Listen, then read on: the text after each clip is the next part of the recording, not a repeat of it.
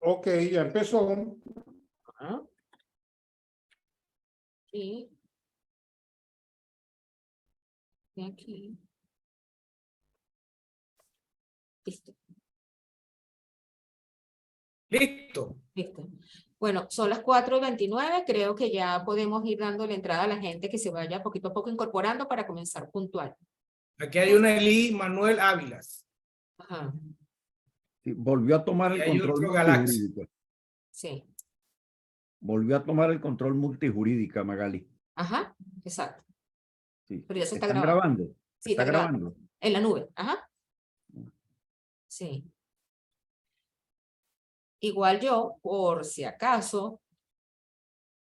Es que yo no puedo grabar en la computadora si el operador no me da permiso. No, pero está grabándose en la nube, no hay problema. Porque yo la programé para que se grabara, ¿no? Ahí le pregunté a los que si me da grabación, permiso, puedo grabar también aquí. Sí. Bueno, yo creo que ya estamos, son las 4:30 en punto. Si les parece, comenzamos. ¿Sí?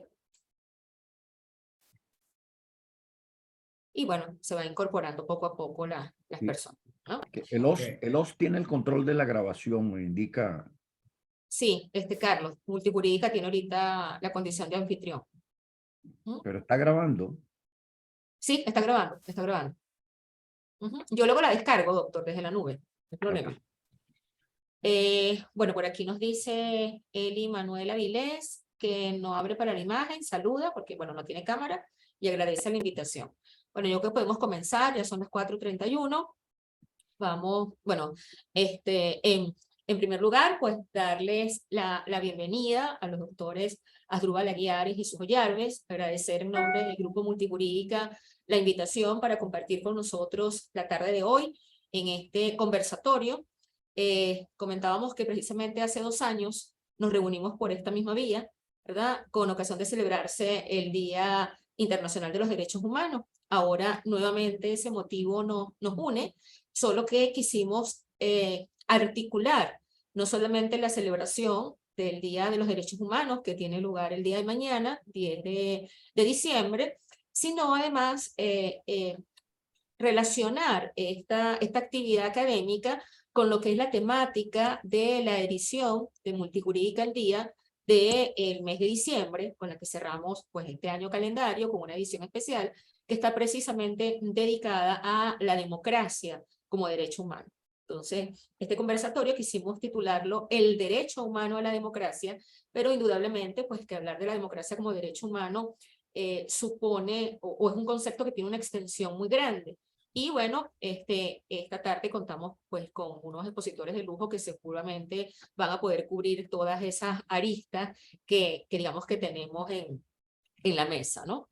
Fíjense, el 15 de septiembre del año 1997, la Unión Interparlamentaria adoptó la Declaración Universal sobre Democracia, que reafirma sus principios y los elementos y prácticas necesarios para un gobierno democrático.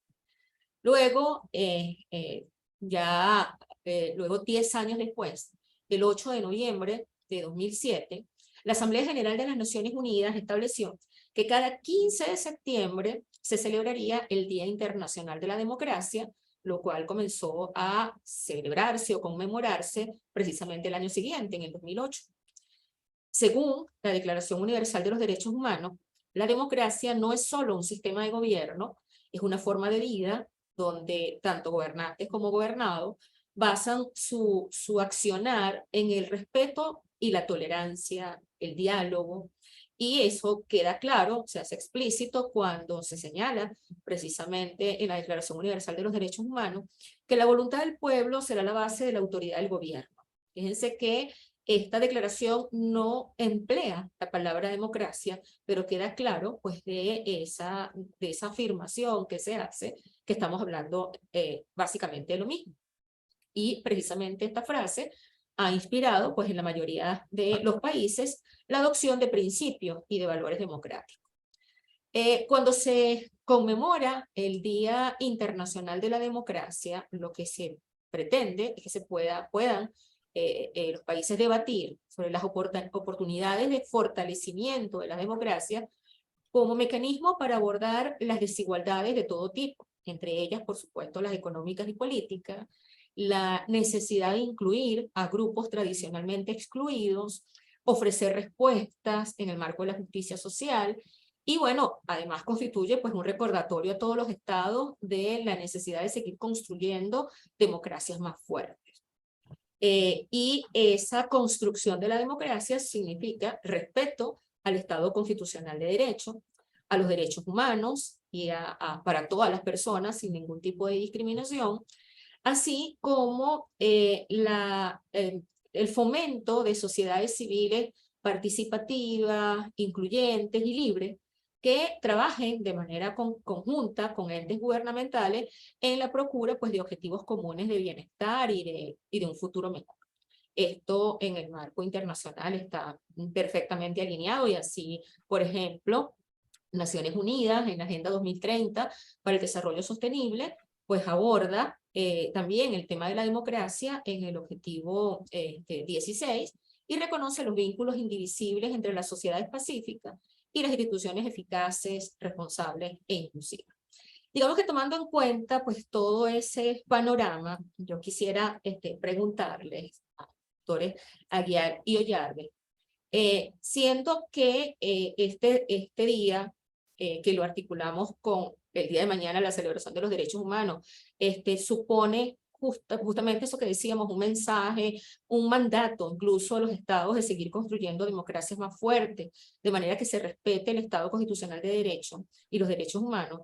¿Qué desafíos, ¿no? ¿Qué desafíos tiene la democracia o ofrece la democracia como medio para salvaguardar precisamente el Estado constitucional de derecho? Entonces, ¿con qué desafíos se encuentra la democracia como medio para salvaguardar ese Estado constitucional de derecho? Y si nos vamos al caso venezolano de derecho y de justicia, como dice la Constitución. Entonces, bueno, no sé, doctor Asdrúbal, si quiere comenzar usted. Bueno, sí, bueno, muchísimas gracias, doctora Vázquez, por esta invitación y a los amigos de Multijurídica. Y celebro el que pueda compartir de nuevo esta jornada con mi entrañable amigo Jesús Ollarbe, ¿no? Yo comenzaría por señalar lo siguiente. Me he ocupado del tema del derecho a la democracia de una manera sostenida, casi contumaz, tenaz, desde el año 2006 específicamente. Me tocó ingresar a la Academia Nacional de Derecho y Ciencias Políticas de Buenos Aires en ese momento y planteé como discurso justamente el del derecho a la democracia. Y recuerdo que mis colegas de academia, una de las cosas que me criticaban era el título. Ellos presumían que yo iba a hablar del derecho de la democracia, como si fuese a hacer una suerte de exégesis de todos los elementos esenciales y componentes fundamentales a la luz de la experiencia, sobre todo de la Corte Interamericana de Derechos Humanos, que para aquel momento ya reunía 600 enseñanzas alrededor justamente de ese gran catecismo que es la Carta Democrática Interamericana adoptada en el año 2001. Yo hablaba del derecho a la democracia, entre otras cosas, porque tomaba en consideración, en primer término, una exégesis que era compatible inherente a la misma Convención Americana de Derechos Humanos. Y en esto me acompañaba el juez colombiano de Rux Rengifo, porque cuando uno lee contextualmente la Carta, la Convención Americana o el Pacto de San José, uno se da cuenta que en primer lugar, en su preámbulo indica que no es posible tutelar o garantizar esos derechos allí enunciados, sino dentro del marco de las instituciones democráticas. Cuando uno pasa a las normas relacionadas con la interpretación de la Convención, la primera advertencia que allí se hace es que los derechos no solo son esos que están allí, sino que hay que tomar todo aquel conjunto de derechos inherentes a la persona, pero agrega, y esto es absolutamente central, dice, no se nos olvide que las limitaciones solo caben dentro de las justas exigencias del bien común en una sociedad democrática. De modo tal de que la democracia se transformaba para mí y a mi juicio en una suerte de derecho humano totalizante e integrador del conjunto de los derechos. Y así lo planteé en el año 2006.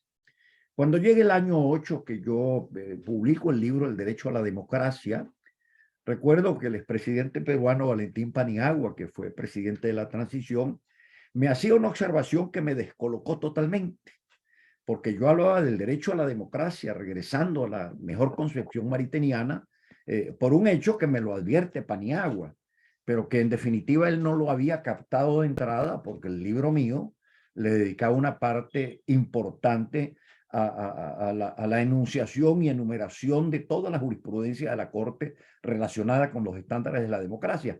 Pero yo advertía que en el año 89 no solo había caído el muro de Berlín, sino que había ingresado la humanidad en la tercera y en la cuarta revoluciones industriales, la digital y la de la inteligencia artificial. Y que hasta ese momento la historia del género humano, en el ámbito de lo político, de lo jurídico y de lo cultural, estaba atada a la noción geográfica, geopolítica, de lugarización y al paso del tiempo dentro del cual se construyen las costumbres y logran forjarse las tradiciones que terminan en leyes. Y a partir del año 89, el espacio cedía para ingresar a nosotros en lo que ahora se conoce como el metaverso o la virtualidad, y por el otro lado, el paso del tiempo desaparece porque el mundo se nos vuelve instantáneo. Esa perturbación que afecta sobre todo a Occidente a partir del año 89, la compartía Paniagua y él me planteaba un desafío, me dijo, es necesario llegar a una revisión de los estándares conocidos a la luz de las nuevas realidades del siglo XXI. Allí yo publico en el año 2009 La democracia del siglo XXI y el final de los estados, para concluir con un texto del año 18 sobre la calidad de la democracia y la expansión de los derechos humanos, que con vistas a lo actual, pensemos en América Latina, pensemos en Venezuela, yo parto de dos premisas que casi que resultan en oxímoron. Por una parte, no ha tenido Occidente más elecciones como experiencia que las que han tenido a lo largo de todo el siglo XXI. Pero nunca se había deteriorado la experiencia constitucional y del Estado de Derecho y de la democracia como se ha deteriorado en esta oportunidad. A un punto tal de que casi que la experiencia de la democracia vista desde el mapa de Naciones Unidas comienza a ser una experiencia declinante y muy pequeña desde el punto de vista cuantitativo. Pero en paralelo, junto a la constatación de esta realidad que es absolutamente tremenda, me encontraba yo con que en los procesos, estos llamados de neoconstitucionalismo, en donde comienzan a crearse nuevas constituciones para tratar de ajustar las realidades en medio del sismo histórico, lo que llamo yo el quiebre global, que arrancó hace 30 años y tiene su hito crucial en el año 19 con el COVID, ocurre otra paradoja, un oxímoron. Nunca habíamos tenido tantas enunciaciones de derechos como las que tenemos en la actualidad, pero nunca habíamos tenido un clima de tanta desprotección en materia de derechos como la que se ha conocido en el curso del siglo XXI. Y tú planteabas, Magali, el tema de los desafíos. Yo el primer desafío, y con esto quiero cerrar esta primera intervención, lo podría reducir a un hecho bastante reciente. Antes de que se iniciase la experiencia trágica de la guerra de Rusia contra Ucrania, Rusia y el señor Putin y el señor Xi Jinping firmaron un documento en Pekín en donde se dice, palabras más, palabras menos, que la paz mundial para el tiempo posterior dependerá de una realidad, la posibilidad de que cada estado, de cada nación, de cada gobierno, mida su democracia, su Estado de Derecho y sus derechos humanos a la luz de sus propias experiencias internas y no de las regionales ni de las internacionales. Vale decir, un proceso de pulverización de los estándares regionales y universales de la democracia. Eso es lo que está allí planteado. Pero ocurre algo mucho más severo. En el momento en que Naciones Unidas toma nota de la agresión de Rusia contra Ucrania, ante la imposibilidad de que funcionase el Consejo de Seguridad, la Asamblea General vota y declara el acto de agresión. Pero cuando de manera subsiguiente se plantea, bueno, si hay un acto de agresión, Rusia no puede seguir en el Consejo de Derechos Humanos, porque allí están ocurriendo crímenes de guerra, por lo pronto. Y resulta ser que lo que fue determinante en la primera oportunidad, declarar la agresión, la mayoría calificada de Naciones Unidas así lo declara, cuando van a la segunda jornada, la votación se divide de por mitad, sumando a los votos negativos la abstención. Con lo cual uno se pregunta, ¿qué está pasando con este proceso de relativización de la cultura democrática y de la cultura de los derechos humanos? Yo creo en suma que es simplemente producto del mismo quiebre epocal, porque hemos visto la experiencia de la democracia dentro del marco institucional de los estados, que son geografía y son tiempos, y la única manera de comenzar a reconstituirla es haciendo aquello que yo planteaba con el doctor que fue juez de la Corte Interamericana de Derechos Humanos, y que felizmente la Corte en su última opinión consultiva en cierta forma lo asume y lo acepta. La democracia ya no es un procedimiento. Es cierto que hay elecciones, es cierto que hay separación de derechos, es cierto que son necesarios los partidos políticos, pero la experiencia de la democracia es una experiencia humana, un estado del espíritu, una posibilidad de discernimiento en libertad, y justamente se transforma en una suerte de derecho a un orden que permita la garantía y la tutela efectiva de los derechos humanos, evitando sus desnaturalizaciones. Gracias, doctor Asdrúbal. Doctor Ollar, frente a esa relativización de la cultura de los derechos humanos, al que hacía mención el doctor Asdrúbal, entonces, bueno, nuevamente, ¿qué desafíos tiene la democracia? Sí, bueno, lo primero que quiero señalar es que coincido con Asdrúbal en lo que él ha referido como la revolución o el conjunto integrador de todos los derechos y de las revoluciones, que hacía referencia al momento de explicar un laberinto intrincado de complejidades que desde hace 2600 años ha tratado de construir una tríada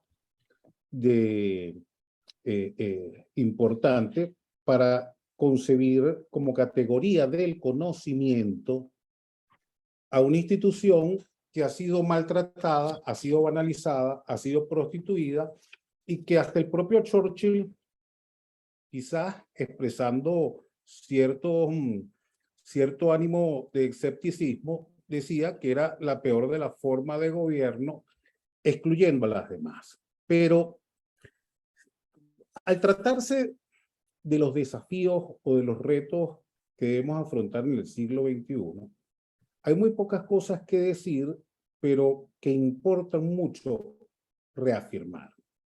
Por ejemplo, los retos del siglo XXI, en mi modesta opinión, se centran en el papel que juegan hoy en día los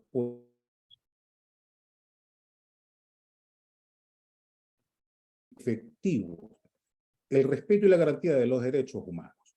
Esto no es una, esto suena muy bien, pero se trata de lo último que decía Asdrúbal. La democracia es una expresión, que es una expresión técnica, puede ser poética o literaria, pero es un modo de vida. La democracia, los derechos humanos y el Estado de Derecho es una tríada inseparable que, para que en el siglo XXI sea materialmente efectiva, tiene que tener presente los objetivos de desarrollo del milenio.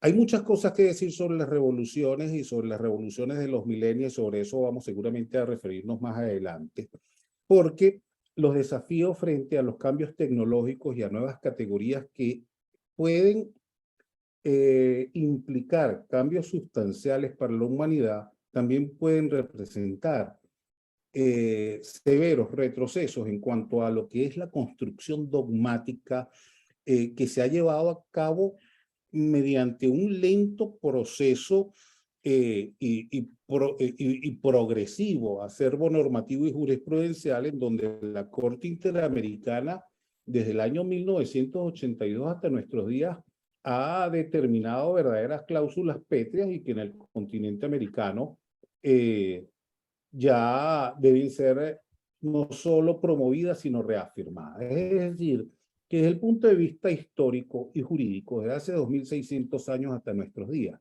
yo soy del criterio que todo está dicho y todo está reafirmado. El derecho humano a la democracia es un derecho colectivo, es un derecho individual, es un derecho en función de síntesis para el logro de otros derechos, pero tenemos el acecho permanente de la desconstitucionalización de esos estándares.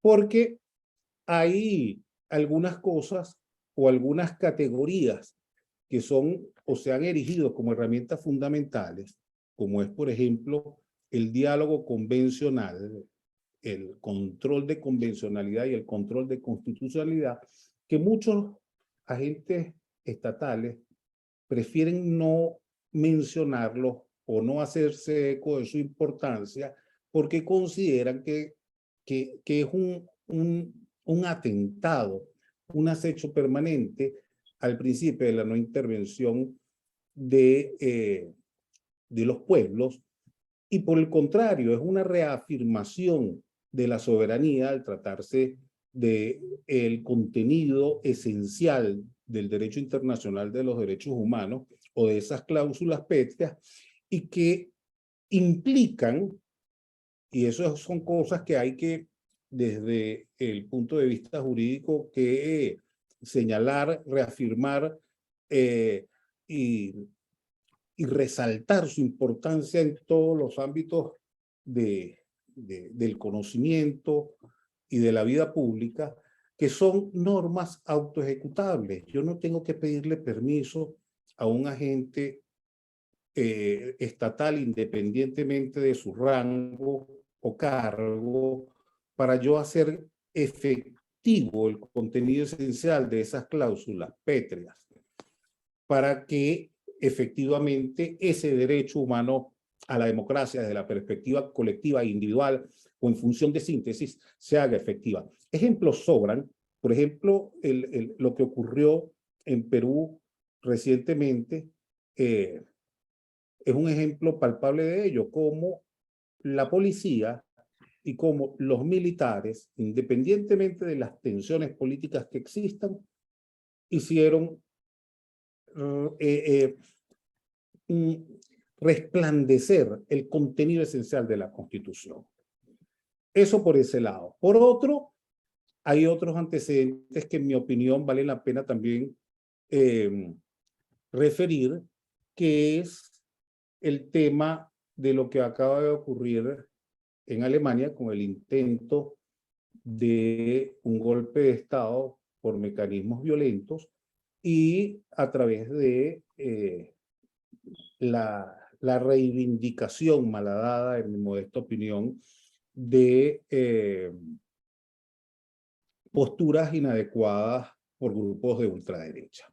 De modo que estos son los elementos que en el siglo XXI deben servir de parámetros para que se respete el núcleo central de la identidad constitucional e internacional de un derecho pétreo, en donde desde el punto de vista constitucional, jurisprudencial e internacional ya todo está dicho. Es decir, el problema es meramente político y, en mi modesta opinión, para hacerlo hoy en día materialmente efectivo, lo que hay es que ceñirse a los objetivos del desarrollo en este milenio.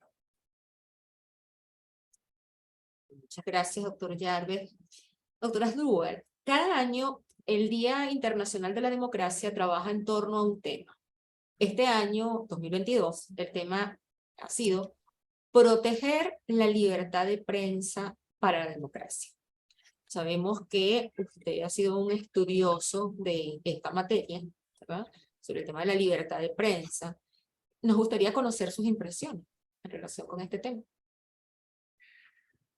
Mira, comenzaría por señalar que, tal y como lo señala Jesús, todo alrededor de la democracia está escrito y está dicho.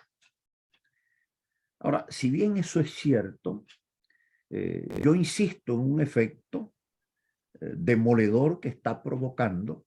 Esto sé que no le gusta mucho, sobre todo a quienes defienden la globalización digital, que entiendo que es tan inevitable como lo fue la imprenta. Pero Shoshana Zuboff, que acaba de escribir un libro que conoce y titula como Capitalismo de Vigilancia, ponía de manifiesto justamente lo que viene ocurriendo con el desarrollo tecnológico y sobre todo con el avance hacia el plano de la inteligencia artificial. Los seres humanos progresivamente pasan a ser datos o elementos que integran a grandes algoritmos, algoritmos que a su vez, sobre todo en la experiencia digital, ya hoy en día comienza a hablarse inclusive de ciudades digitales e interconectadas, pero experiencias digitales cuyos algoritmos se dirigen de manera inmediata a los elementos sensoriales del ser humano y no al elemento del discernimiento o del razonamiento humano. Y fíjense la importancia que tiene esto, porque el elemento del razonamiento y del discernimiento humano es clave y crucial para la experiencia de la democracia, que en el fondo es un acto de discernimiento ciudadano. Entonces, en la medida en que esto ha venido avanzando, se ha desfigurado aquello dentro del cual la experiencia de la democracia inclusive nace. Volvamos a Grecia. La experiencia de lugar y la experiencia de tiempo. La ciudad-estado griega, que eran básicamente microciudades culturales, eran aquellas en donde comenzaba a desplegarse justamente la experiencia de la democracia. Y la experiencia de la democracia, incluso en lo que conocemos de la historia americana, arranca fundamentalmente en el mundo del municipio, del cabildo, del ayuntamiento, en donde ciertamente se reúnen las familias y comparten no solo experiencia, sino que se organizan para fines económicos y para fines de carácter político y ciudadano. Esos dos elementos están quedando elevadamente comprometidos en la circunstancia actual. Y por eso es que yo comienzo por insistir en la necesidad de tratar de revisar sin complejo los estándares mismos de la democracia. Voy a un ejercicio meramente pedagógico, sin que esto implique alguna conclusión de mi parte, porque obviamente es un tema de mucha catadura. Cuando uno se encuentra en Estados Unidos, recuerdo que se vivió tremendamente la crisis económica y financiera. Recuerdo que el presidente de un organismo financiero multilateral, en el fondo burlándose de mí, lo entiendo así, me decía: Asdrúbal, qué maravilla que el Congreso de Estados Unidos acaba de adoptar toda la normativa necesaria para resolver la crisis financiera. Mi respuesta instintiva fue: caramba, pero es que estamos en Estados Unidos, en América Latina, para poder poner en marcha ese tipo de codificaciones, ese tipo de normativas. Tiene un ministro que ir a casa del presidente para poder poner en práctica su iniciativa, luego ir al Parlamento, el Parlamento va a la comisión tiene que reunirse, hay que pasar de una a otra cámara y después, bueno, viene al Ejecutivo y va a su control judicial de constitucionalidad. Y él me decía: no, te lo estoy diciendo porque con toda la rapidez con que actúa el Congreso norteamericano, hay algo que es imposible de aprender dentro del marco parlamentario, y es que las crisis económicas y financieras del siglo XXI se aceleran a cada segundo y a cada minuto, no cada mes, ni a cada semana, ni a varias semanas. Entonces, eso me servía a mí como ejemplo para yo poder decir: aquí hay que comenzar a estudiar cómo logra funcionalmente reordenarse el principio de la separación de poderes. Y voy a un segundo ejemplo. El tema de las elecciones, que para nosotros han sido quizás el punto de referencia para quienes cultivan la visión clásica de la democracia como una democracia procedimental. En materia de votos, nosotros, con todos los elementos de corrupción que ha tenido la experiencia electoral en Occidente, en el fondo el pueblo que votaba sabía al final lo que salía después y habían grandes debates alrededor de si la votación había sido limpia, no había sido limpia, había tenido o no corruptelas. Hoy en día, esa experiencia primaria de la democracia ha sido secuestrada por una aristocracia, no por la democracia, por la aristocracia digital, al punto tal de que, concluidos los procesos electorales, hay que llamar a matemáticos puros para que traten de desandar los algoritmos que pudieron haber comprometido o que pudieran comprometer la realidad de la elección. Entonces, vuelvo de nuevo a estos puntos porque son los que llaman a la reflexión. Magali me plantea ciertamente el tema de la libertad de expresión y de prensa. Yo aquí simplemente les comento una experiencia personal. Concluido el proceso electoral dentro de Estados Unidos, tenemos una reunión que yo hago parte desde hace 20 años de la directiva de la Sociedad Interamericana de Prensa, que integra casi 3.100 editores en el continente. Y recuerdo que al concluir el proceso electoral, en la reunión a posteriori, se centró fundamentalmente en lo que había ocurrido en Estados Unidos con la intervención y la actuación de la plataforma de Twitter en el proceso electoral. Y yo les decía de una manera muy lacónica, fíjense lo que ha ocurrido aquí en este país. O sea, el señor Trump deja la Casa Blanca, no por una controversia formal y leal como ocurría en el siglo XX entre el Partido Demócrata y el Partido Republicano, o en Venezuela entre el Partido Acción Democrática o el Partido Copey. Tampoco fue el producto de una controversia o de una división de voluntades entre el Washington Post o el New York Times o entre Fox y CNN, como podría haber sido en Venezuela una división de simpatías electorales entre el diario El Universal y el diario El Nacional. Le dije, el destino de esas elecciones se selló en el momento mismo en que un señor que dirige una plataforma, Twitter, cerró un canal sin control judicial, y ciertamente en ese instante cambió el circuito electoral en Estados Unidos. La gran pregunta se la hacía la propia plataforma Twitter al día siguiente. Caramba, reconocemos que hicimos algo que no debimos haber hecho. Pero le comentaba yo a los editores, fíjense lo que estamos viviendo en este momento. Que el periodismo subterráneo que emerge ahora a través de las plataformas está sujeto a unos códigos y a unos algoritmos que no manejan los periodistas tradicionales, al que no tienen acceso los medios tradicionales de prensa, radio y televisión, y cuyas plataformas pueden ser cerradas y verse comprometidas simplemente por una decisión unilateral dentro de plataformas globales cuyo control judicial desde lo nacional se hace casi imposible o inefectivo.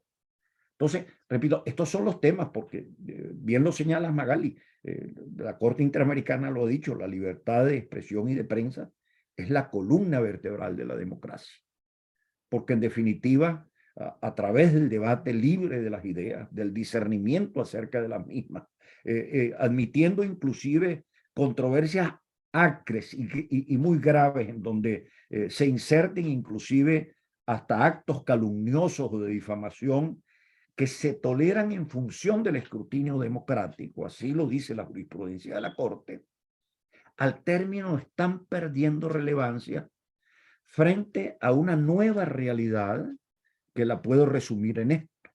Los hechos de violencia que tuvieron lugar en Colombia, que se conocieron en Ecuador, que se conocieron previamente en Chile antes de la elección y del proceso constituyente, la mayoría de los actores de los hechos de violencia no estaban articulados unos con otros y respondieron en la movilización fundamentalmente a lo que indicaban las grandes redes, y la mayoría de ellas, casi en un 72%, según la investigación que logró avanzarse aquí en Estados Unidos, estaban ubicadas esas plataformas en Turquía y en el mundo asiático.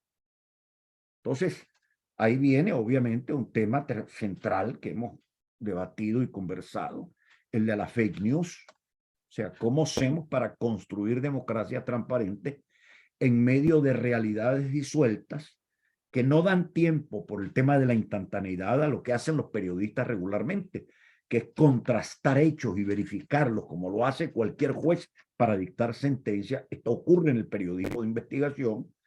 El periodismo de investigación, que es central a la experiencia de la democracia, desaparece justamente con la misma dinámica del mundo de las redes, en donde no hay posibilidades de control, salvo el que ocurrió en Estados Unidos. El señor de Twitter, mediante una decisión dictatorial, simplemente cerró un canal de comunicación porque estaba perturbando la estabilidad social y política en Estados Unidos. Así que lo que puedo decir, hay mucha tela que cortar, y compartiendo, repito, lo que dice Jesús, en materia dogmática, en materia teórica, tenemos muchas elaboraciones, pero esas elaboraciones hay que testearlas para ver de qué manera se logra encontrar una salida en donde frente al mundo diluido de carácter digital y de la inteligencia artificial, que es inevitable, encontremos algunos espacios en donde eso se sostenga, así sea en términos primarios, la lugarización y el tiempo en donde es posible la experiencia de la democracia y el ejercicio de la transparencia. Gracias, doctora Grubal. Doctor Yarves, así como comentaba que este año el lema para la celebración del Día Internacional de la Democracia era proteger la libertad de prensa para la democracia, el lema de este año para el Día de los Derechos Humanos, que se celebra mañana, es dignidad, libertad y justicia para todos. ¿Cuáles podrían ser, en su criterio, los puntos de encuentro entre ambas declaratorias, entre ambos lemas, entre ambos postulados, ¿no? Dignidad, libertad y justicia para todos. Fíjate, la pregunta es muy concreta y se resume en una palabra: democracia. Democracia y más democracia. El problema, como lo planteaba Grubal, es que él hablaba del efecto demoledor de Gutenberg al ciberespacio en cuanto a la libertad de expresión, que es uno de los elementos que se debe tomar en consideración para determinar si hay o no calidad de vida y democracia en una sociedad democrática.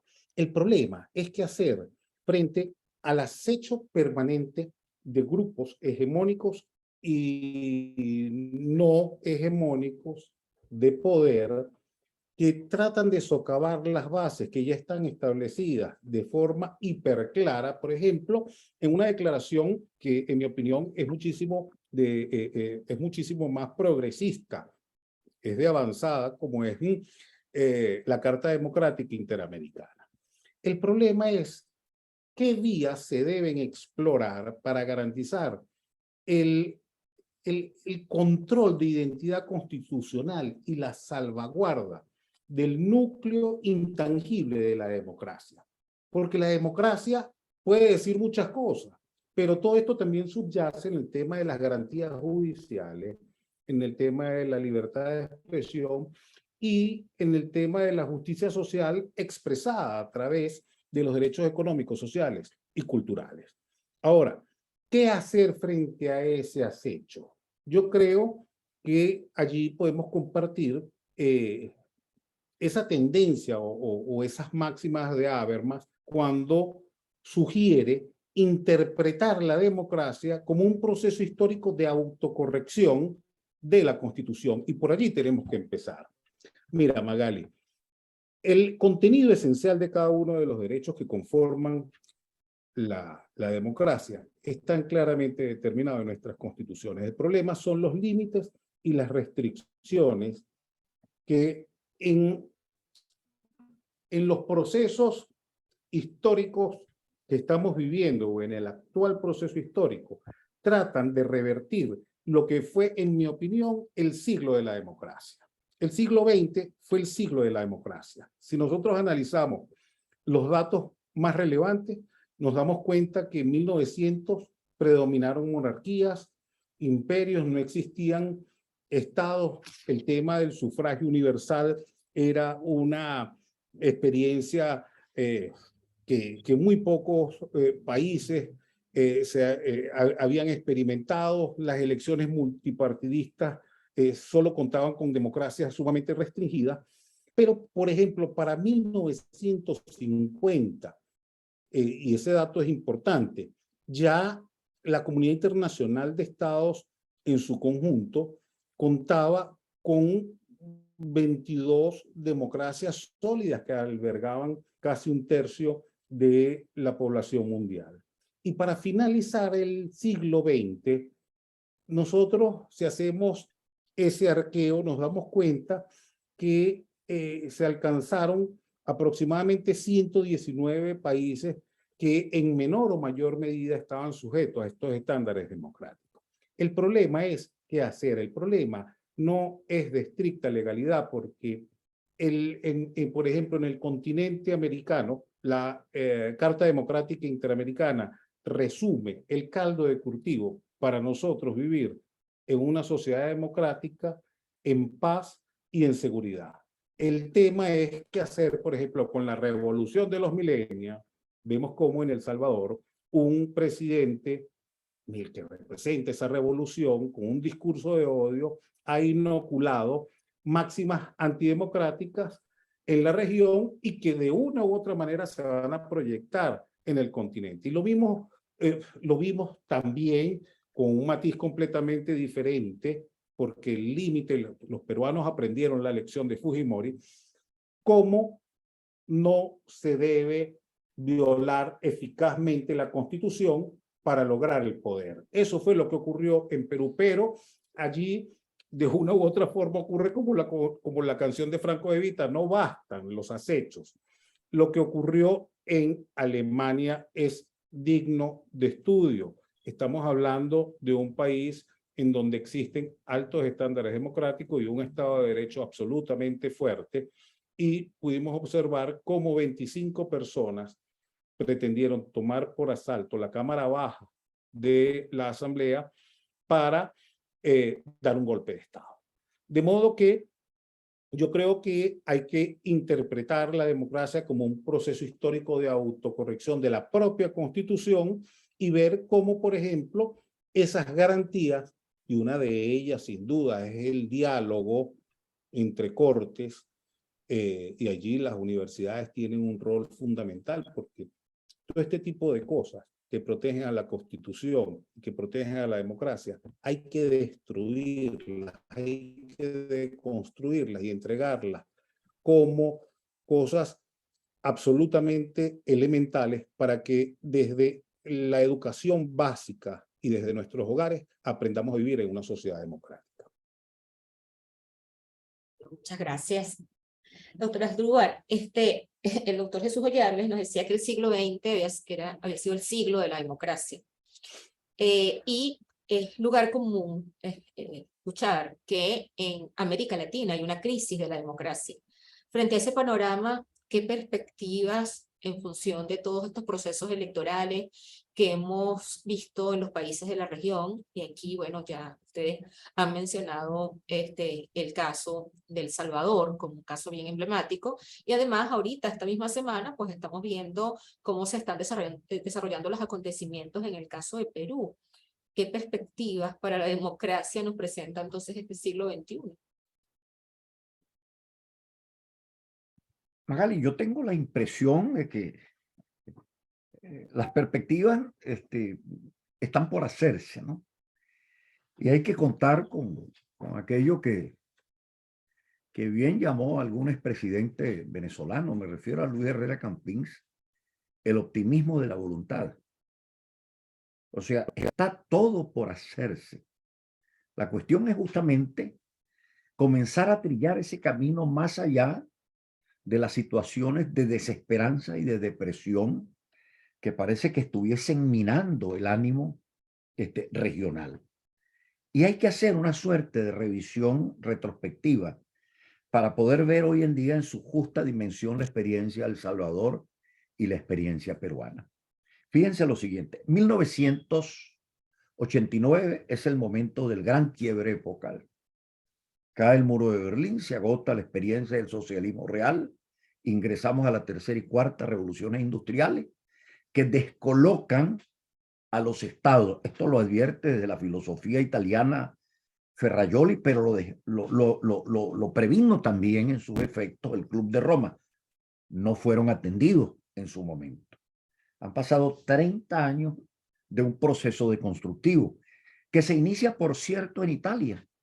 En el año 92, cuando estuve en la Corte Interamericana, me tocó visitar al senador Giulio Andreotti, recuerdo, en la Plaza San Lorenzo in Lucina, en Roma, y le pregunto de manera directa, ¿qué les está pasando a ustedes? Que está el señor Craxi, exilado en Túnez, y usted está aquí perseguido por mafiosos por la justicia italiana. Y recuerdo de una manera muy directa, me dice, es que el señor Craxi y yo estábamos caminando sobre la línea férrea y no nos dimos cuenta de que venía el tren de la historia. El proceso de desestructuración, de fragmentación y de pulverización de los partidos políticos en Italia fue manifiesto, se volvieron federaciones. Ni siquiera lograron articularse unos con otros. Ese fenómeno se ha vivido en Venezuela, se ha vivido con el Partido Liberal y Conservador Italiano, se ha vivido con el Partido Radical y Peronista en Argentina, con lo cual la primera conclusión que tiene que sacar es algo está pasando que indica que el sismo es un sismo que no es el producto simplemente, como lo entienden algunos actores internos, de un mal entendimiento entre unos actores políticos con otros o de un mal comportamiento de las sociedades civiles con los partidos políticos. Esto lo entiende perfectamente la izquierda porque los izquierdistas y los marxistas no se van a Marte, se quedan en la Tierra. En el año 89, cuando nace el Foro de San Pablo, se reúne en el año 90 y 91 en San Pablo y en México. Y allí ciertamente ellos, con una gran sinceridad, dicen, vamos al proceso democrático, vamos a transitar la vía de las elecciones, se abandona la vía de la violencia, pero eso sí, dicen, número uno, tenemos que cambiar el modelo democrático porque el proyecto nuestro es un proyecto de largo aliento, que no se puede agotar simplemente en el principio de la alternabilidad de poder. Bueno, la respuesta se la acaba de dar en el caso de Evo Morales, la Corte Interamericana de Derechos Humanos recientemente. Pero lo otro que agregaban ellos, porque lo entendieron perfectamente bien, es que el quiebre epocal estaba afectando justamente a la identidad de los estados, dentro de los cuales se desarrolló la experiencia de lo político. Entonces planteaban cómo reconstituir a las naciones. Bueno, el planteamiento, hay que volver a Bolívar, hay que volver a Sandino, hay que volver a Martí. Resulta que pasados 30 años, ese paradigma histórico es abandonado totalmente. Cuando por el contrario se le ocurre a un personaje como el señor Trump, que efectivamente lo hizo, ir a las raíces históricas norteamericanas para tratar de sensibilizar a su electorado desde esa perspectiva, que obviamente era excluyente de los otros, se le acusó de fascista. Ya el Foro de San Pablo había cambiado y llega al año 19, se transforma en el Grupo de Puebla, se abandona el socialismo del siglo XXI, se entra en el movimiento progresista, y el movimiento progresista asume otra tesis, que es más bien la tesis de la deconstrucción social identitaria. La gran pregunta, ¿cómo se sostiene un gobierno mediante una deconstrucción social identitaria que a su vez la acelera la gobernanza digital porque diluye? Y ahí voy a la experiencia efectiva del Perú.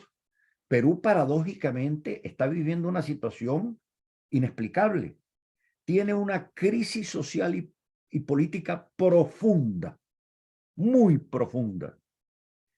Y en paralelo la economía está funcionando razonablemente. Algunos dicen, me lo decía un editor peruano, pusimos a prueba la democracia y hemos salvado nuestra democracia y el hilo constitucional se conservó. No nos apresuremos. El hilo se conservó justamente porque el fantasma de Fujimori fue resucitado en ese instante, medió la actuación del mundo militar y el Congreso, que era uno de los elementos de tensión con el Ejecutivo, simplemente dijo, un momento, ¿qué está pasando? Las recientes elecciones que ocurren en Perú, paradójicamente, pulverizaron el panorama partidario. Y cuando se va al ámbito del debate presidencial, las dos opciones son, por un lado, la experiencia de Fujimori, que nos retrotraía al tiempo del cierre del Congreso, y el otro señor que acaba de ser depuesto de su cargo, que se va de su cargo justamente por intentar cerrar un Congreso. Pero no basta que eso se cierre allí para dar por despachada la realidad peruana. Es que en 6 años han tenido los peruanos 6 presidentes. Y ese es un país que fue tocado de manera directa, eso sí debo decirlo con toda responsabilidad, por el efecto disolvente del morbo de la corrupción que se cruza entre Venezuela y Brasil y que toca a parte de América Latina, al punto de que el presidente Alan García se suicida como consecuencia del fenómeno Odebrecht. Ahí sí voy a un tema normativo constitucional que lo planteaba en buena lid Jesús, o sea, tratar de buscar las respuestas allí. El que revise con cuidado la Constitución de Perú se encontrará con algo totalmente inédito. Por una parte, el Congreso tiene la potestad de vacar al presidente cuando considere que el presidente no reúne la moralidad suficiente para el ejercicio del cargo. La pregunta que uno se haría desde la Corte Interamericana: ¿cuáles son los contenidos precisos y la delimitación de eso que se llama justamente el no reunir las condiciones morales para el ejercicio del cargo? Porque dentro de la moralidad caben muchísimas cosas. Bueno, con esa norma se han destituido a los últimos presidentes en Perú.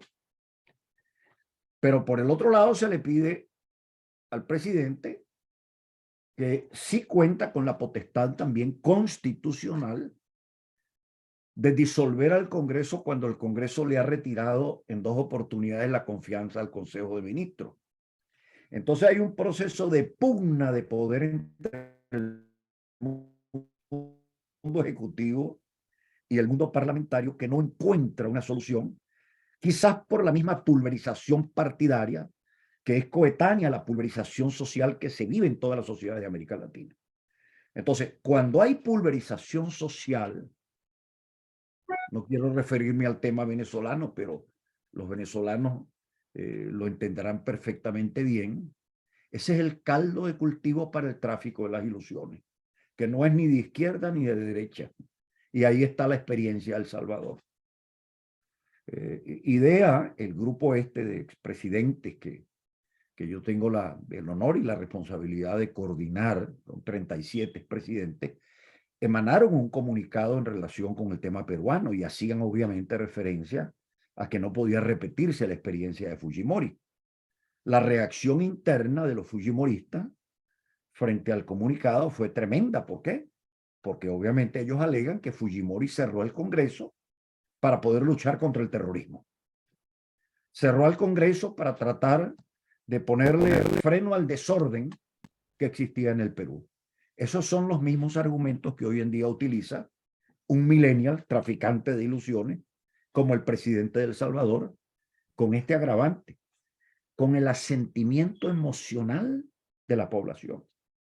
Ha desmontado todas las instituciones constitucionales bajo una suerte de dictadura de mayoría que la cuestionaba mucho Bobbio, porque decía las mayorías no tienen autoridad para poder, usando la mayoría, desmontar la institucionalidad democrática y menos reducir el espacio de los derechos de las minorías, vale decir, el espacio de derecho a que tienen derecho las minorías para poder transformarse progresivamente en mayorías. Entonces, esto revela que esto no es un fenómeno de izquierdas ni de derechas, que esta es quizás la primera conclusión. Y entre otras cosas lo diría porque aun cuando han regresado algunos gobiernos de izquierda al poder en América Latina, todas las elecciones de los últimos años son elecciones contra el gobierno. Si está gobernando uno de derecha, sale y entra uno de izquierda. Y si está uno de izquierda, sale y entra uno de derecha. Eso es una situación que se ha venido repitiendo. O sea, salió Correa del Salvador y entró el actual presidente. Salió el de la derecha en Chile y entró un presidente de izquierda. El peronismo en Argentina vive su peor momento y obviamente tiene abierto el camino la gente de derecha. La gente de derecha en Brasil entra en su periodo de crisis e ingresa de nuevo la izquierda. Entonces, lo grave no es justamente, y por eso no se puede reducir a un debate de izquierdas y derechas. Esto no es un debate entre marxistas y no marxistas, sino que en definitiva los marxistas lo que hicieron fue utilizar el andamiaje digital para acelerar el proceso de deconstrucción dentro de la mejor línea gramsciana. Pero en definitiva no han construido, como lo planteaba Gramsci, una hegemonía cultural y política sustitutiva que permita reordenar el campo de lo jurídico. Así que el neoconstitucionalismo regional, y por eso es que ha estado en crisis sostenida desde el momento en que se inicia esa experiencia, al apenas iniciarse el siglo XXI. Gracias, doctora Asdrúbal. Bueno, ¿cómo no referirse al caso venezolano, ¿no? Cuando se habla de crisis de la democracia en América Latina, sobre todo si entendemos que la democracia no solamente se garantiza por el hecho de que haya elecciones. En este caso, doctor Yarves, ¿qué opinión nos podría compartirnos, ¿verdad? ¿Cuáles podrían ser sus consideraciones precisamente en relación con este fenómeno? Ahorita, en el caso del Perú, decía el doctor Asdrúbal, ha habido en 6 años 6 presidentes, lo que significa que ha habido, bueno, prácticamente el mismo número de procesos electorales. En el caso venezolano, pareciera que el problema no es que no haya elecciones, ¿no? Sino otros aspectos que no son la sola convocatoria de elecciones. Digamos, cómo favorecer ese mantenimiento del sistema democrático, un poco en sintonía con lo que comentábamos al inicio, ese llamado que se hace a los estados de construir democracias fuertes ante un panorama, por ejemplo, como el que ha tenido lugar en Venezuela en los últimos años. Sí, me parece, agradezco tu pregunta, Magali, y voy a empezar complementando algo que señaló Asdrúbal, que es fundamental y que a veces no se toma en consideración en el análisis de este tipo de situaciones que estamos viviendo. Asdrúbal señalaba que el problema no se reducía simplemente a una confrontación entre derecha e izquierda, aun cuando en mi modesta opinión yo creo que en el caso latinoamericano nosotros estamos siendo víctimas de un laboratorio indiscutible y ejecutado por el Foro de Sao Paulo.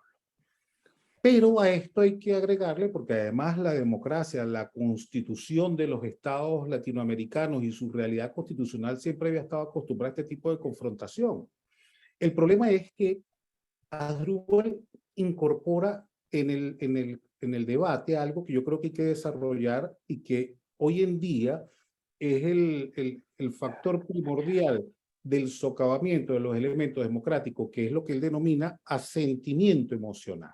Es decir, la manipulación del pueblo, del ciudadano, y eso es una de las cosas que a nosotros nos ha hecho falta en Venezuela. Nosotros carecemos de ciudadanía, ergo de republicanismo, y de institucionalidad. Y esos rasgos son fundamentales para proteger tanto a la Constitución como a la realidad constitucional. ¿Por qué? Porque tanto la Constitución, la realidad constitucional, la ciudadanía y la institucionalidad son los elementos fundamentales para garantizar la pluralidad política, las elecciones libres y secretas, la justiciabilidad de los derechos económicos, sociales y culturales.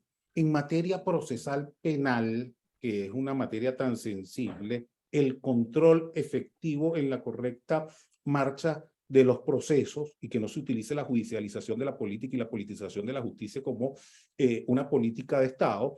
Y, por supuesto, un sistema que facilite la alternancia del poder que indiscutiblemente debe estar asegurada por la protección de los derechos humanos. No como dijo esa triste y célebre magistrada, que hoy no recuerdo ni quiero recordar su nombre, que la democracia y los derechos humanos, que, por cierto, una magistrada de la Sala Constitucional, decía que la democracia y los derechos humanos no tenían ninguna relación a la luz de la Constitución venezolana. Y partiendo de esa circunstancia, es que yo quiero, sobre todo en el tema latinoamericano, traer, y lo he dicho como 3 o 4 veces, porque los estándares que están previstos en la Carta Democrática Interamericana, a mí me parece que son importantísimos en ese diálogo que debe existir con jueces, entre jueces y entre instituciones. Porque, en definitiva, el Estado de Derecho debe regirse por no solo por la discriminación, la no discriminación, la tolerancia y la justicia social. Esos son enunciados temáticos que suenan muy bien. Se debe nutrir de una ciudadanía que esté preparada para vivir en democracia y en una sociedad democrática. Hoy me decía un alumno, pero es que ahora hay personas de una corriente política que llegan a un restaurante y ya no los cacerolean, ya no los persiguen. Y digo, pero es que eso es lo normal en una sociedad democrática, ¿no? Entonces, vemos como hay un distanciamiento o unas barreras mitificadoras de lo que es la democracia como enunciado y la democracia como modo de vida. Por eso, yo creo que una de las cosas que tanto las universidades como en nuestros hogares, no quiero hablar de los poderes, porque en definitiva cada estado se ve sumido en una situación de responsabilidad internacional por no cumplir de forma directa y automática con los estándares previstos en una convención. Pero yo sí creo que es importante la interacción en redes de personas. Hay que fortalecer a las organizaciones no gubernamentales, hay que tratar de fortalecer los estándares para que en derecho y en estricto derecho la protesta social sea una verdadera herramienta y no una herramienta para derrocar gobiernos, porque en definitiva la democracia tiene sus cauces formales de solución y el caso venezolano indiscutiblemente tiene que resolverse con los pies bajo la mesa, con sus actores y sus actores legítimos. Un diálogo con una negociación en donde prevalezca la justiciabilidad de los derechos humanos, la investigación, sanción y reparación de crímenes de lesa humanidad o de violaciones de derechos humanos y la imposición y fortalecimiento de los estándares previstos en la Constitución. Entonces, ciudadanía, institucionalidad y todo ese agregado que está previsto en la Carta Democrática Interamericana, cuyos enunciados, cuyo texto tiene una naturaleza consuetudinaria y está plasmada, está transversalizada en diversos tratados internacionales, todos ratificados por la República. Bien, vamos con una última pregunta que quisiera compartirles antes de dar la oportunidad. Hay una persona en la sala que quisiera también preguntarles. Ambos han sido jueces, ¿verdad? Y la antigua Comisión de Derechos Humanos de la ONU, en el año de 2002, declaraba varios elementos como esenciales de la democracia. Y uno de esos elementos es la independencia del Poder Judicial. Entonces me gustaría conocer las impresiones de ambos que han ejercido, pues, como jueces en el sistema interamericano, el doctor Asdrúbal, el doctor Ollarbe como juez no solamente de primera instancia, sino juez de una corte de apelaciones. O sea, ¿qué papel juega, verdad, el Poder Judicial y, como dice la Comisión, la independencia del Poder Judicial en el fortalecimiento de la democracia o en la garantía de la democracia? Bueno, yo haría al respecto 2 consideraciones. ¿Sí? No es algo ingenuo que cuando en América Latina se inicia esta experiencia denominada del socialismo del siglo XXI, en los procesos constituyentes que se impulsaron, que fueron, por cierto, y esto es bueno recordarlo, ya ha pasado tanto tiempo, que se inician impulsados por un grupo de profesores de Valencia, España, de un instituto, una fundación de desarrollo económico y social que dirigía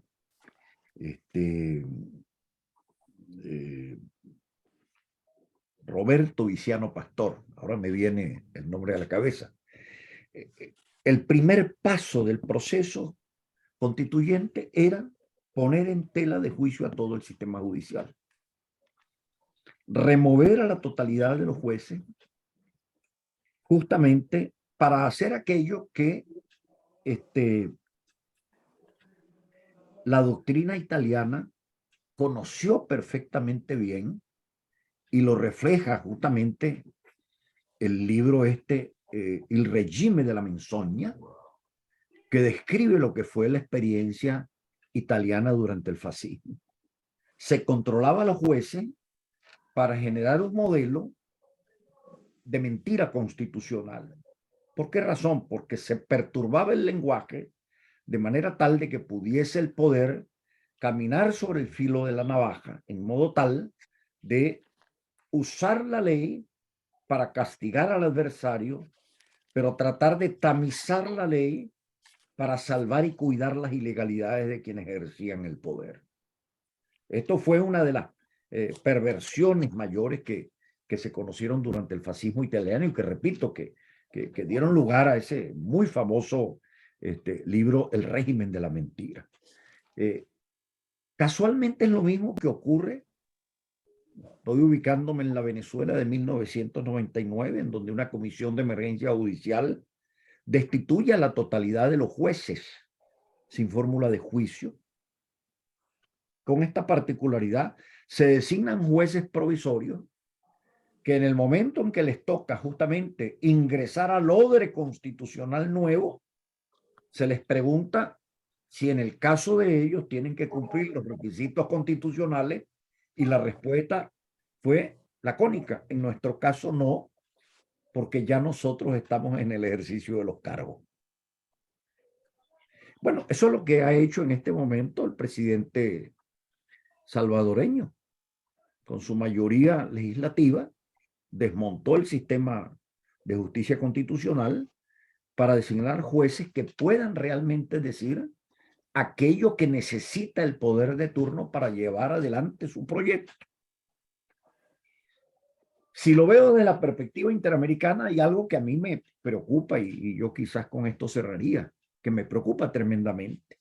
Yo creo que en buena hora la Corte Interamericana de Derechos Humanos ha cumplido una tarea admirable para salvaguardar a la Carta Democrática Interamericana y a todos sus estándares.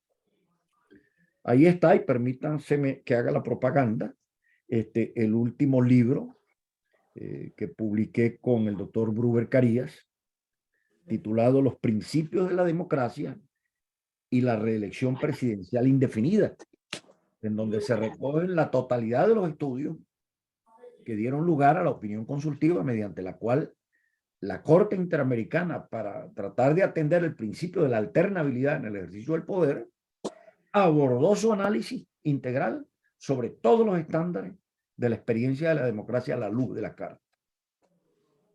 Lamentablemente esto no se condice con el comportamiento del estamento político, porque cuando uno va al Consejo Permanente de la OEA, hay por el contrario una actitud frente a la Carta, casi arguyendo que la Carta no tiene valor alguno.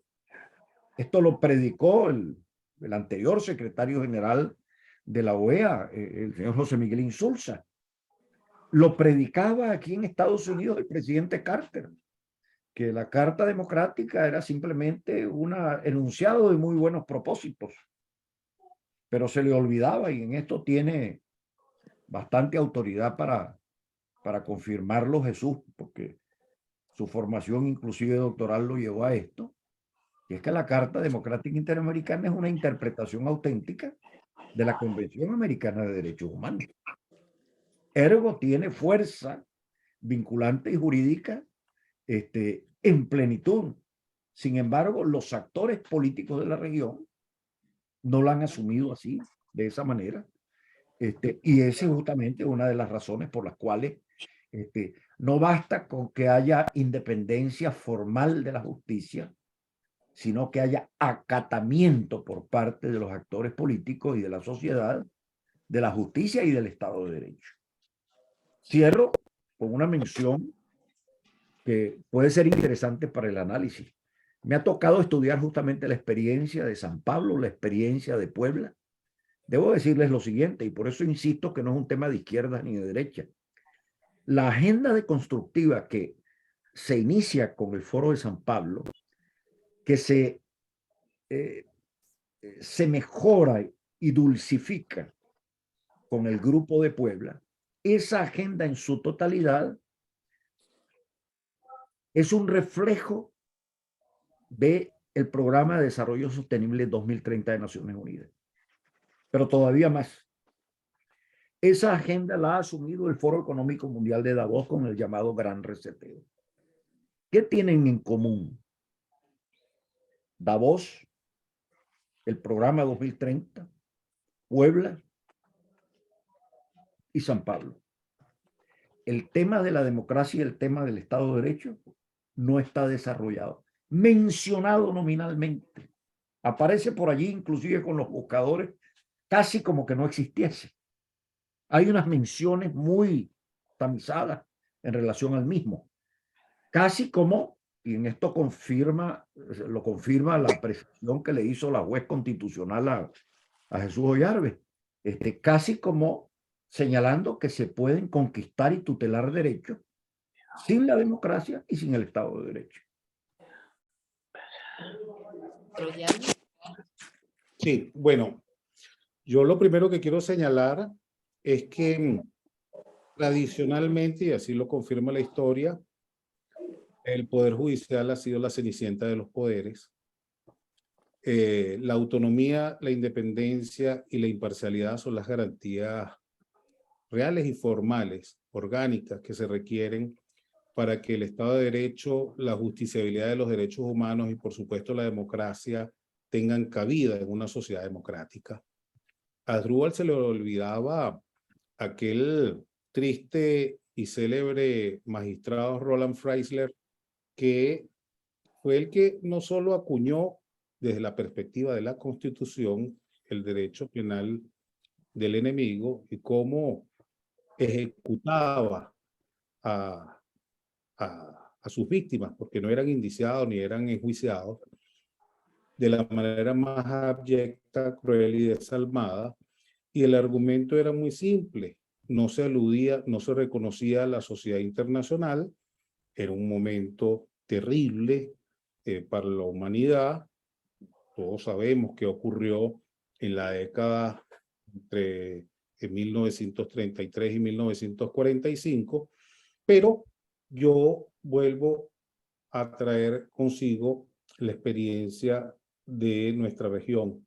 La Corte Interamericana de Derechos Humanos, desde 1982 hasta nuestros días, ha recalcado la importancia del Poder Judicial, no solo en diversas sentencias, en donde, por cierto, Venezuela ha sido condenada, sino también en algunas opiniones consultivas. El ideal por alcanzar parte por el fortalecimiento de un poder judicial autónomo, independiente e imparcial.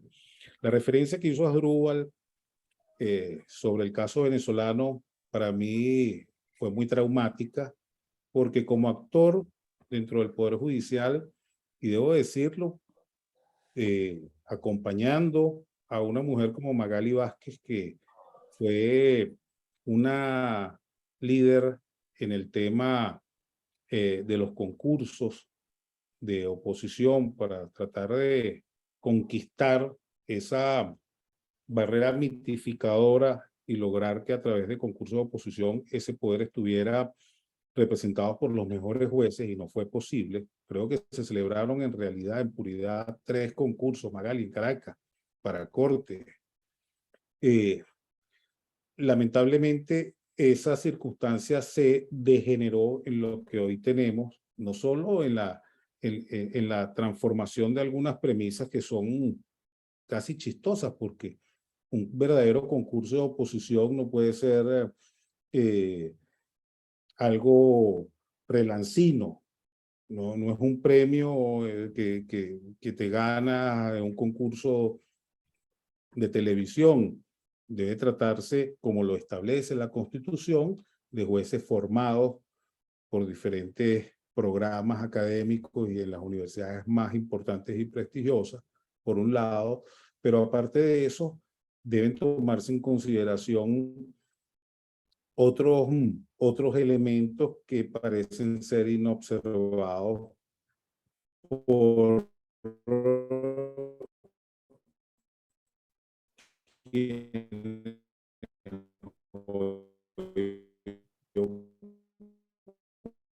ocupan los más altos pináculos del Poder Judicial,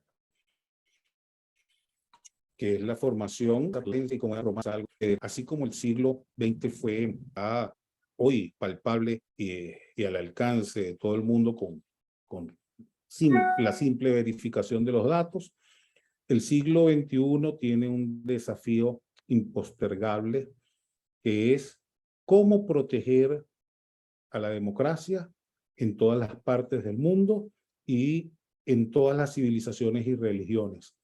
Porque incluso aquí se ha hablado de terrorismo y se utiliza el terrorismo como una gran etiqueta. Ya lo vimos cómo ocurrió en Perú, ya también sabemos cómo de forma maniquea se utiliza en Venezuela para perseguir al ciudadano y a la disidencia, pero yo creo que es la hora de rescatar expresiones y categorías o herramientas como el diálogo, la política real y la negociación de conflictos políticos, aunque en nuestra realidad se pueda percibir como elementos perniciosos.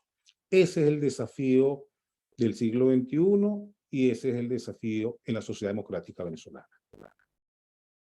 Muchas gracias a ambos. Aquí tenemos una pregunta para el doctor Asdrúbal Aguiar, de parte de Igonatas.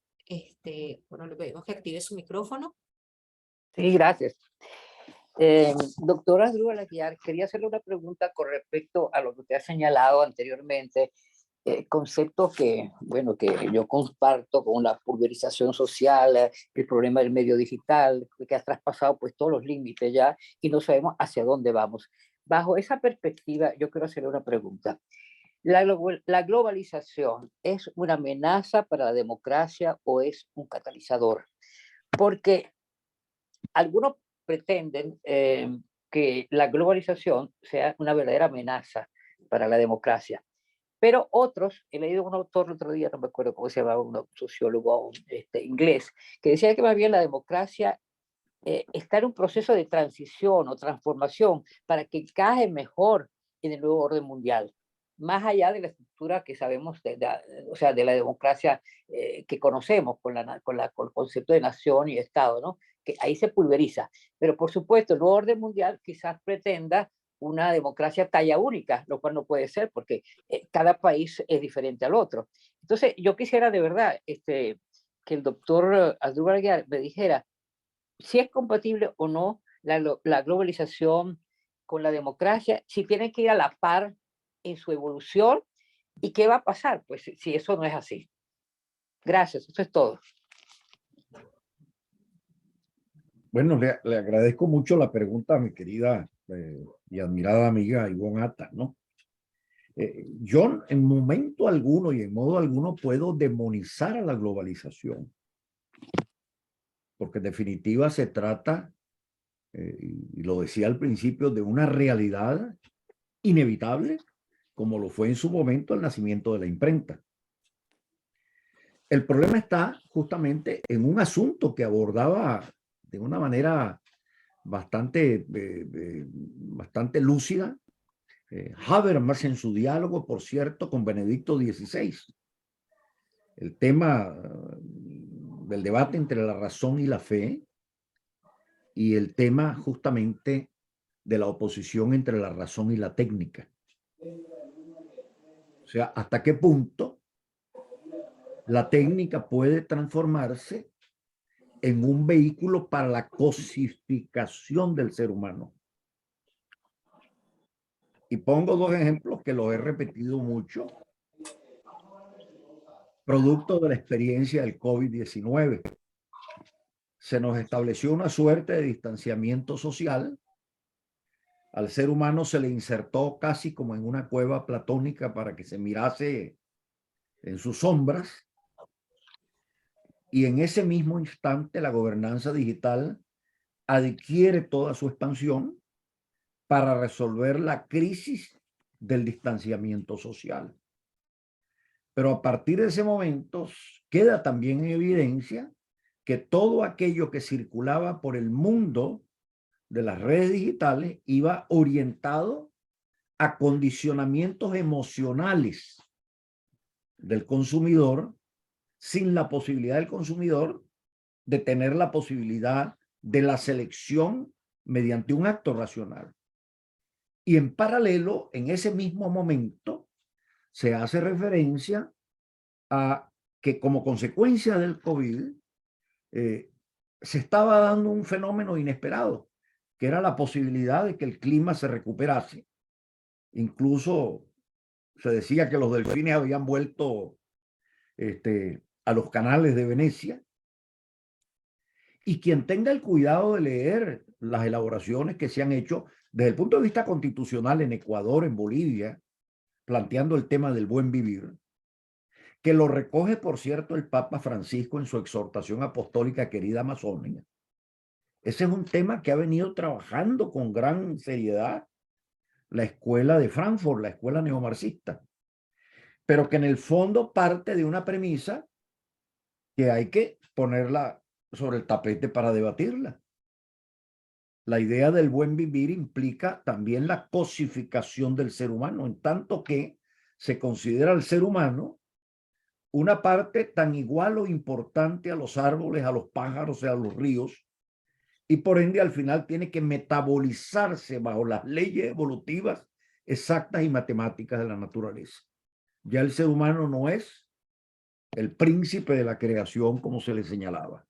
Entonces la gran pregunta, este cambio epocal, ¿en qué sitio sitúa al ser humano y a su dignidad inmanente, que fue el gran activo que nos deja el Holocausto y la Segunda Gran Guerra del siglo XX?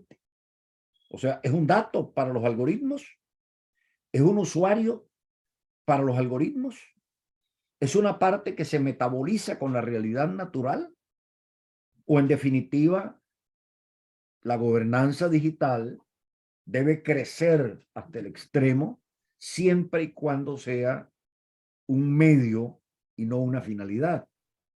Concluyo justamente con esto y por eso digo, yo no demonizo a la gobernanza digital, sino que aceleradamente, y en esto comparto la tesis de Ferrajoli, hay que innovar constitucionalmente para que haya un contrapeso. Y en esto voy a las tesis escolásticas medievales. O sea, si hay universales, hay particulares. Si hay elementos positivos, hay elementos negativos. Hay anversos y reversos en todas las realidades. Frente a la globalización digital, ¿cuál es el reequilibrio? Son los estados que son geografías y tiempo, pero que son artificios leviatánicos, hijos de Hobbes. O el contrapeso está en el verdadero lugar y en el tiempo en donde se construye cultura, que es en la ciudad-nación, la ciudad-espacio, la ciudad-lugar. No por azar, cuando entra en crisis la República Federativa de Yugoslavia, salta en pedazos el Leviatán, pero automáticamente se preguntaron los yugoslavos, ¿dónde estoy? Bueno, yo soy serbio, yo soy croata, yo soy montenegrino. O sea, hubo un regreso a las raíces culturales básicas. La pregunta, eso, sobre todo en la experiencia americana de los ayuntamientos y de los cabildos, que fue nuestra experiencia de convivencia, de diálogo, de democracia, ¿cómo logra fortalecerse como una suerte de reequilibrio frente a las tendencias globales? La academia norteamericana, y por eso es que yo digo que, y creo que lo dijo Jesús, este es un tema para debatirlo fundamentalmente en la academia. Los políticos no tienen tiempo porque están practicando el narcisismo digital, pero ya en Estados Unidos se habla de globalización. Y uno dice, bueno, ¿están revalorizando la importancia del lugar? No. ¿Cómo lograr penetrar en el último nicho en donde vive la experiencia de la democracia, que es justamente la localidad, la ciudad, la comunidad? Entonces, de manera tal de que el comportamiento dentro de la localidad logre hacer sincronía con el mundo de lo global. Pero es que lo global plantea las ciudades inteligentes. Y concluyo con esto que me lo ha escuchado en algún momento Ivonne. Un profesor muy agudo, que en algún momento tendríamos que escucharlo por esta vía, César Cancino, escribió el libro El hombre Twitter. Él estuvo aquí en Estados Unidos conversando conmigo, invitado para una actividad académica, trabaja en Puebla, coincidencialmente. Su libro ha sido debatido por los intelectuales franceses. Ese libro de él nace como una respuesta a Sartori, que hablaba del homo videns, del hombre de la televisión, como una suerte de individuo acrítico, sin criterio, que acepta como verdad absoluta los enlatados de la televisión. Él me decía, en lo personal, me decía, doctor Aguiar, usted por su edad, usted es un homo sapiens. Usted es racional, codificado, piensa, lee libros de 300 páginas. Me dijo, el homo videns es ciertamente un tonto, a pesar de que lo exalte Sartori. Pero me dijo, yo creo en el hombre Twitter, que es una combinación entre el homo sapiens y el homo videns, porque cada internauta, cada ciudadano digital tiene su propia narrativa y tiene la habilidad de reducir bibliotecas a 140 caracteres y los conecta directamente con imágenes, aun cuando no sean imágenes auténticas, porque pueden ser viejas o antiguas. Pero me dice, ahí es donde surge lo que llaman algunos la fake news, las noticias falsas. Dice, no, es que no son noticias falsas. Quizás para el colectivo lo sean, pero para cada internauta desagregado, esa es su verdad. Pero concluye con esto, y es lo que le preocupa. Me dijo, el salto cuántico, ¿a dónde nos va a llevar? Al homo deus ex machina, vale decir, a la sustitución de la inteligencia humana por la inteligencia artificial. Y esto para quienes son justamente administradores de justicia, paséense por las experiencias que están ya avanzando con la tecnología 5G y en China. Son grandes plataformas a las que se les nutre de jurisprudencia, se le dan todos los elementos doctrinales y esas plataformas son las que en definitiva deciden de qué manera se juzga de un lado o del otro lado, en donde la razón humana y la ponderación de la justicia, que es algo esencialmente humano, desaparece. Entonces, ¿cómo resolver esto? Yo no tengo la respuesta. La regulación internacional no creo que sea posible. ¿Por qué? Porque los estados pasan a ser una suerte de paquidermo. Las regulaciones nacionales en Venezuela me dijeron que ya hay unas legislaciones que se están trabajando en la actual Asamblea Nacional del Gobierno sobre el tema de inteligencia artificial. Pretender regular un fenómeno global desde la perspectiva local es simplemente una ilusión, es algo que es totalmente imposible.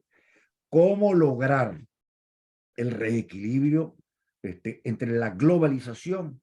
Yo apunto directamente a la recreación y al sostenimiento de la idea de la nación, no de la nación nacional, sino de la nación cultural, que por lo menos en la América colombina, allí está el germen de nuestra experiencia histórica de mestizaje cultural, que es producto de ese gran Mediterráneo que es el Atlántico y que en el fondo también es la decantación de largas centurias. Yo creo que el sostenimiento de esos lugares, de esas raíces que nos sostengan en un presente muy tormentoso y que nos permitan crear utopías hacia un porvenir que estará marcado y dominado por la globalización, es lo que permitirá al final de que la técnica no se trague a la persona humana y a su dignidad y no queden los derechos humanos simplemente vaciados totalmente de contenido, ¿no? Bueno, por aquí no tenemos más preguntas. Magali, disculpa, ¿Tienes yo un quería comentario? agregar algo Ajá. que me parece bien interesante cuando Asdrúbal, sobre la base de la pregunta de Ivonne, hace referencia a cuál es el reequilibrio, ¿no? me parece bien interesante el alcance del cuestionamiento, de la pregunta que hace Ivonne, de cómo enfrentar ese proceso económico, tecnológico, político, social, cultural a escala mundial, frente a una creciente comunicación y hasta abyecta que se refleja con las nuevas tecnologías. Pero yo creo que a mayor globalización, el reequilibrio es mayor universalidad en cuanto a los estándares en materia de derechos humanos. Y en definitiva, ese desafío lo tienen única y exclusivamente los estados, que son los entes creadores y destinatarios de la norma internacional, y en definitiva, el ciudadano, que es el que termina siendo el ente en el cual decanta todo el peso de esa norma jurídica internacional y sus acechos. Muchas gracias, doctora Asdrúbal y doctor Isidro Valle Izábal. Muchísimas gracias. Gracias. Bueno, como decía, aquí no tenemos más preguntas. Bueno, muy agradecidos. En nombre del Grupo Multijurídica, pues agradecemos al doctor Asdrúbal Aguiar y al doctor Jesús Ollarbe la posibilidad de encuentros como este. Ya decíamos al inicio de esta conversación que, bueno, hace 2 años nos conseguíamos por esta misma vía, en aquel momento en pandemia, para debatir pues nuevamente sobre un tema como el que nos ocupa el día de mañana, la celebración del Día Internacional de la Democracia, de los Derechos Humanos, que quisimos articular con la celebración del Día Internacional de la Democracia, porque bueno, constituyó la temática que escogimos para la edición de Multijurídica al Día, nuestra revista digital, que debe estar en circulación la semana próxima, y en la que, bueno, tendremos la oportunidad de leer, pues también los planteamientos que hace el doctor Asdrúbal Aguiar sobre el derecho humano a la democracia, y a la relación entre derechos humanos y democracia que nos comparte el doctor Jesús Ollarbe. Entonces, bueno, muy agradecidos. No sé si el doctor Villarroel, como director ejecutivo de Grupo Multijurídica, quisiera comentar algo para cerrar. Bueno, no me queda más que darle mi profundo agradecimiento por exposiciones tan lúcidas y además tan actuales, ¿no? Ese tema, de verdad, entre el tema de la globalización y de la transformación digital vertiginosa está transformando no solo la forma de vivir, sino también incluso de manera anquilosada lo que pensábamos como que era ciencia basura, ahora será una posverdad de todo lo que acontece en el entorno digital. Particularmente, gracias por el paso, doctora Magali, particularmente les quedo agradecido, satisfecho. Estos son los momentos en los cuales agradecemos que la academia todavía tiene grandes estandartes, grandes representantes como ustedes, el doctor Asdrúbal Aguiar y el doctor Jesús Ollarbe Irazábal, que además es nuestro infoproductor en una columna muy especial. Entonces, bueno, quedamos atentos a su disposición y nuevamente muchísimas gracias. Que Dios les siga bendiciendo mucha sabiduría y salud a ambos. Muchísimas gracias. Bueno, muchas gracias. Hasta luego. Bueno, hasta luego. Jesús, espero que no pasen 2 años. Te aseguro que así va a ser, que no va a Así ser, es. perdón. Yo mediante. Para el Hasta luego, próximo. Magali. Hasta luego. Hasta Hasta luego. luego. Hasta luego. Doctor Villarroel, hasta luego, querida Ivonne. Salud. Hasta luego y muchas gracias por la invitación. Gracias.